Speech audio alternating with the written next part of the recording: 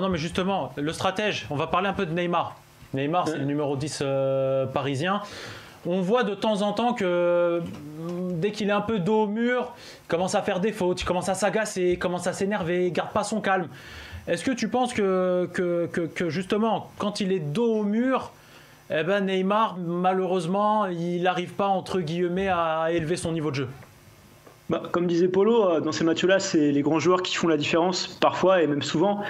Et pour le coup, moi je pense que Neymar, même quand il est dos au mur, il est capable. Je pense qu'il a appris, maintenant il a 29 ans, il a connu des défaites. Et dans les matchs, notamment contre le Paris Saint-Germain, lors du Barça, lors de la remontada, il était dos au mur, il te sort quoi? Il te sort un coup franc, un penalty, la passe D qui fout le but du match. Donc non, pour moi, quand il est dos au mur, il est capable avec le temps. Il a appris à faire ça, à revenir au score et à refaire coller l'équipe, c'est sûr. Ça va, Minzaghi, est-ce que tu es d'accord avec le stratège? Pas du tout. Pour moi, il n'a pas du tout évolué là-dessus. Je suis désolé, quand tu sors de match contre Nantes, il va s'embrouiller avec un gars que personne connaît du côté de Nantes. Pourquoi tu t'embrouilles avec lui?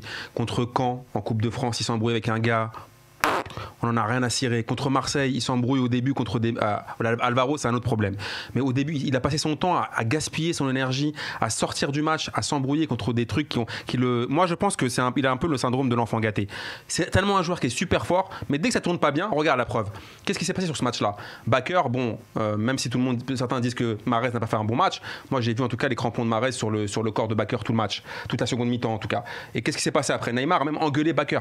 Tu t'engueules même avec tes coéquipiers. Tu engueules tes coéquipiers. C'est pas le seul qui a gueulé sur Bakker. Oui, ils l'ont tous gueulé. Mais il lui a quand même gueulé dessus fort. Et je pense que Neymar, il est tellement fort mais par contre, dès que ça ne va pas dans son sens ou dès qu'il sent que le match lui échappe, je suis désolé, c'est pas une fois, c'est pas deux fois, c'est pas trois fois, c'est pas quatre fois. Parce que c'est tu sais, plusieurs il fait fois. pas la part des choses entre la Champions et la Ligue 1. Non, il fait pas la part des choses. Parce que quoi qu'il arrive, moi je te dis, c'est simple. Si le match, lui, c'est le début de match est primordial. S'il rentre bien dans son match, si Paris gagne ou si le Brésil gagne, tu vas avoir un très grand Neymar et pratiquement personne ne peut l'arrêter. Par contre, si le scénario ne lui est pas favorable et n'est pas favorable à son équipe, tu peux vite fait les équipes, tout le monde essaye de faire péter un câble à Neymar. Tout le monde essaye. Regarde, il a pris un carton, tu me diras De Bruyne aurait pu prendre un carton aussi, mais il aurait pu sortir de son match et prendre un rouge là et ça aurait été catastrophique. Wesking, est-ce que tu es d'accord un peu avec le fait que mentalement Neymar, il est un peu il est un peu fragile entre guillemets, il peut vite péter un câble et ça peut faire préjudice à son équipe. J'ai envie d'être fragile comme Neymar. Ah bah voilà, merci Paolo. Moi j'applaudis celle-là parce que Neymar, c'est le Maracana Neymar. Non mais pour répondre à moi je suis pas d'accord, je trouve Amine très sévère avec Neymar sûrement parce qu'il l'adore mais non moi je suis sévère avec les grands joueurs. Ouais, non mais alors pour le coup moi je peux reconnaître que Neymar de temps en temps il a des défaillances, c'est-à-dire des moments dans des matchs comme tu l'as dit anodins où franchement il pourrait passer au-dessus, tout grand joueur qu'il est, etc. Après, je peux comprendre. Moi, je suis un joueur de foot, parfois en Ligue 1, et d'ailleurs, ça lui arrive la plupart du temps en Ligue 1, dans des matchs un peu bourbiers.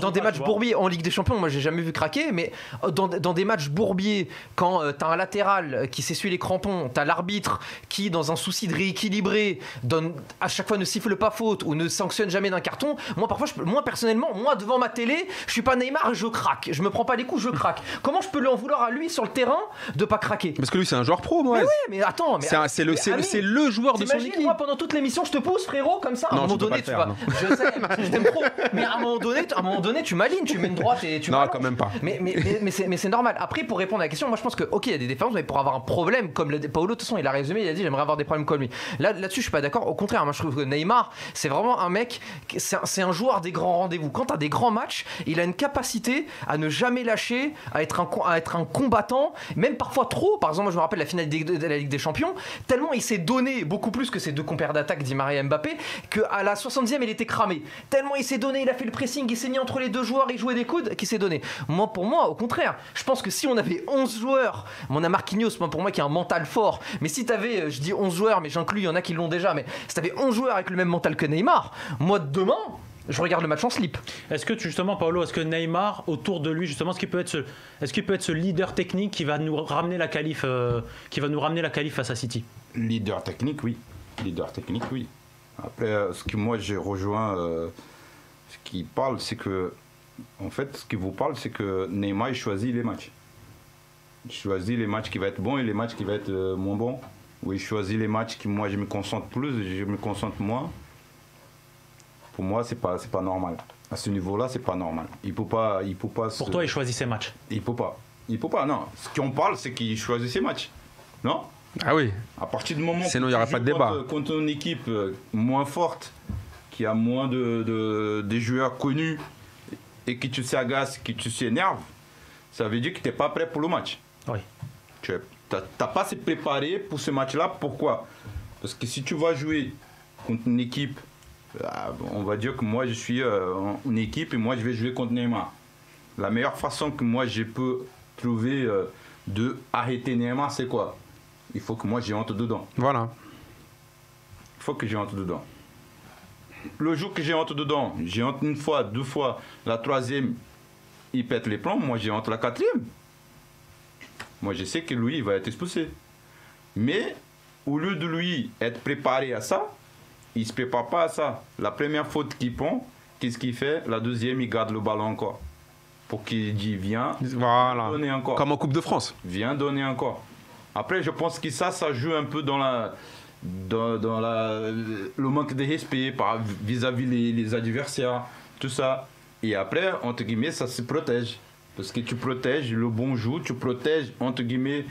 Mais là, pour moi, c'est un manque de respect au niveau professionnel. C'est un manque de respect. Le mec qui garde le ballon et qui te chambre et vient, c'est un manque de respect. Étant là, tout le monde, il peut péter un plomb n'importe comment. C'est le défenseur qui parle. Ouais, Là, Mais c'est Bah oui. normal, Ouais, c'est oui. normal. C'est tout à fait normal. C'est pas un défenseur, c'est tous les joueurs, c'est comme ça. Après, si tu prends le ballon, si tu me dribbles et tu marques le but, moi je m'en fous. Si tu fais un petit pont, tu donnes la passe, si tu pars et tu me regardes même pas, moi je m'en fous. Maintenant, si tu fais un petit pont, tu arrêtes le ballon et tu attends que moi je reviens, la 2e, t'es mort. En fait, Paolo, il nous fait une Makelele, quoi. Bah, c'est Casemiro. Soit tu me dribbles propre, soit tu me dribbles deuxième. propre et c'est bon, soit Moi, je t'emplâtre, quoi. Moi, je veux que tu utilises ta qualité. Ouais, tu me dribbles Mais tu proprement. utilises ta qualité pour ton équipe, pas pour moi. Voilà, pas pour m'humilier. mais après d'ailleurs, sinon pour l'aspect mental, si je peux me permettre, hein, il y a un truc en ce moment, moi quand je lis les réseaux sociaux, la presse, etc., je trouve qu'il y a un peu trop. C'est vrai que le mental, depuis qu'on sait que le mental est une composante du football, je trouve qu'on donne un coefficient, une importance au mental C'est beaucoup trop devenu tout de importante. suite, c'est le mental. C'est Mais ça à chaque fois qu'une équipe perd, c'est le mental. À chaque fois qu'un joueur il fait pas un bon match, c'est le mental.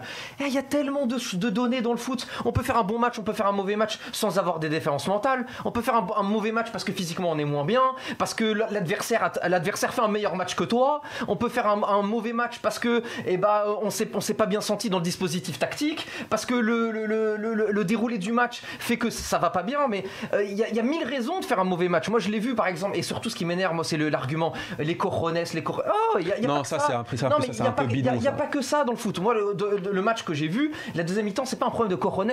C'est tout, mais pas un problème de cojones. C'est un problème tactique, un problème de physique, tout. Mais il y a autre chose. Donc moi, je voulais juste en venir à ça. Il y a beaucoup d'autres choses que le mental dans le football. Excuse-moi, moi je suis pas d'accord parce que le mental. Mais heureusement que t'es pas d'accord. Le mental, il est tellement important. Tout ce qui t'a parlé là, si t'as pas de mental, tu fais pas. Mais Paolo, moi je suis d'accord que le mental est important. Tactiquement, t'as besoin de quoi pour un joueur? Être prêt tactiquement, être bon tactiquement. T'as besoin de quoi?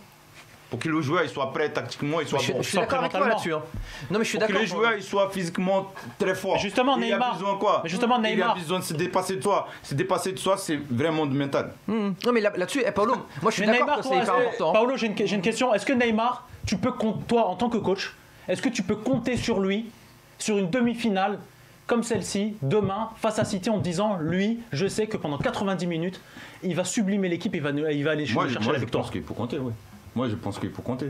Neymar, il peut gagner. Pas tout seul. Non, pas tout bien seul, sûr. c'est impossible. Il y a personne. Mais il peut être Mais il peut être le mec qui peut amener tout le monde vers le haut et d'une manière très positive. Très positive. Le stratège, dis-moi, Neymar. De toute façon, il a promis un but à Maurice, donc il va le mettre déjà, ça c'est facturé. Non, franchement, moi Neymar, je pense qu'il va nous sortir un bon match. Comme tu disais tout à l'heure, Amine, il fait jamais 2 mauvais matchs d'affilée, et je pense que là, ils sont piqués à l'orgueil, comme tu l'as dit, et là, il va les cartonner. Tu vois quelle équipe du PSG face à City, le stratège? Il y a la compo dans la presse qui est sortie, je crois que c'était Navas, Diallo, Kimpembe, Marquinhos, Florenzi à droite, et du coup un espèce de... Moi je suis vraiment pour l'équipe qui a été donnée, franchement ça me plaît, avec un Drexler à gauche, un Mbappé en avant-centre, un Di Maria à droite, un Verratti en espèce de faux numéro 10 avec un Paredes Danilo. c'est Mais ok par pour contre, moi je pense qu'il faut que Verratti aussi joue plus que 40 minutes. Au bout d'un moment, il faut qu'il arrête de nous faire des matchs où il est bon que 40 minutes. Un gars comme lui qui a une telle qualité, et tout à l'heure Paolo il vient d'insister sur le mental.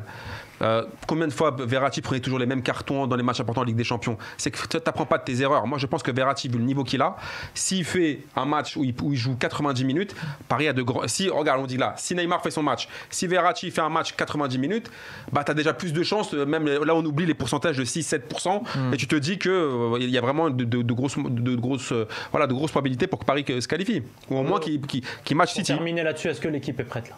Est-ce que tu sens une équipe prête physiquement, mentalement pour aller à la guerre mardi? Tu peux pas dire ça maintenant parce que là, on est dans la tête le dernier match. Si on va parler du dernier match, surtout, on va visionner le deuxième mi-temps. Le deuxième mi-temps, on va visionner le deuxième mi-temps, on va dire non, ils sont pas prêts. Mais c'est pas ça qui compte. Ce qui va compter, c'est ce qui s'est passé après le match, ce qui s'est passé les jours à jour, ce qui s'est passé, la relation entre les joueurs sur le vestiaire, et ce qui s'est passé, c'est quoi l'objectif qu'ils sont mis pour faire ce match-là. N'importe qui va être sur le terrain. Parce qu'on peut fixer des objectifs entre l'équipe, mais sans savoir qui va être sur le terrain. Mais il faut que tout le monde soit dans le même bateau. Il faut que tout le monde y soit dans le même sens. Est-ce que tu le sens, Sacha, au PSG? Toi qui as l'expérience, après, nous, là, aujourd'hui, de l'extérieur, est-ce que tu le sens? Ils sont obligés d'avoir. Aujourd'hui, vous êtes en demi-finale, le dernier match, c'est un final. Ah, c'est un final. Où tu défonces tout le monde, où tu vas se faire sauter. Qu'est-ce que tu vas faire? Moi j'ai peur là, Paolo César. Moi j'ai peur que tu viennes me tacler là. Non, mais après, c'est ce que moi je suis un peu pas spécialement d'accord parce que Verratti, pour moi, c'est un très bon joueur. Oui. C'est un très bon joueur. Il est très fort. Techniquement, il est super. Par contre, ce match-là, on a besoin de quoi? Bah oui, mais toi, tu vas dire que tu as besoin de combattants, en gros. Non. Moi, on a besoin des bouts. Oui. Ah, tu penses qu'il n'est pas capable assez de... Moi, je pense que Verratti, il n'est pas un joueur très vertical. Okay. Il est beaucoup un joueur latéral, de conservation de balle. Pour moi, il faut des joueurs beaucoup plus verticaux. Tu verrais qui, par exemple, Paolo? Toi, je sais pas, mais je sais pas qui va jouer entre les deux milieux def. Paredes et Danilo. Tu mets Paredes et Danilo, tu mets Neymar en 10. Ok. Ah, okay. Donc toi, demain, tu mettrais pas Verratti?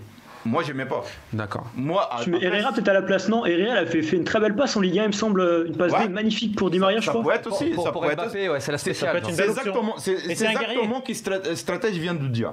C'est le mec qui est capable de jouer vertical et de donner des bons passes, des passes décisives, même en milieu de terrain. Aujourd'hui, moi, je trouve que Verratti, il est tellement fort. Mais si moi j'ai gagné le match 2-0, j'ai mis Verratti parce que moi je sais qu'il va garder le ballon. C'est ça. Ouais, c'est par rapport à la configuration. Mais c'est au profil des joueurs. D'ailleurs, Verratti, pour moi, à part le match du Barça, l'aller, c'est vrai contre le Bayern, on l'a pas vu.